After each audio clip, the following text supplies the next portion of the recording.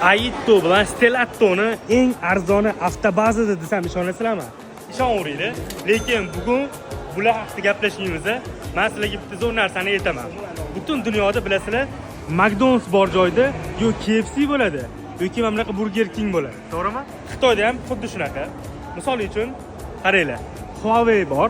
Huawei to'g'risida App Store.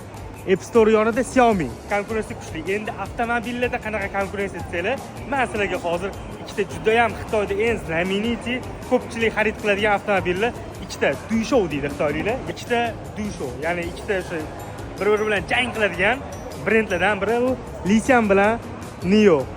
Endi bularning o'rtasida yana bittasi chiqdi. Bu Leopard. Ko'ryapsizlar, Leopard ham juda ham chiroyli bo'lib, eng qimmat deydi xitoyliklar. Eng qimmat joyga arendaga olib turib, shu ikkalovining o'rtasida hozir kalonlik qilib turib o'zini reklama qilyapti. Shunaqa gaplar. Mana mashta turish so'rasizlarmi yo'qmi? Bir oyga kamida $20,000 to'laydi mashta turish uchun. Xitoyda ko'rib oldinglar, McDonald's bilan Burger King tashlashyapti. Avtomobil sohasida Nio bilan Lixian tashlashyapti va Denzi Champion, ya'ni telefon, bitovoy texnikada Huawei bilan Apple tashlashyapti. Siz qaysi birini olgan bo'lardingiz? Nio olgan bo'larmidingiz? Yoki Leopard olgan bo'larmidingiz? Yoki Lixian? Meni bilasizlar, endi Lixianni tanlaganman. Sababi Lixian baribir boshqacha-da.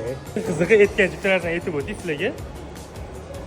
Lini ichida har bitta mashinada odam to'la, sotuvchi yetmayapti. Lekin Nio'da ko'romdan sotuvchilar bekorroq o'tiribdi azgina. Ya'ni bu nimani bildiradi? Ya'ni baribir savdo bo'yicha Lixian yutayotgan ekanda. Sizlarga McDonald's yoqadimi yoki Burger King yoqadimi? Kommentariyada yozib qoldirasizlar.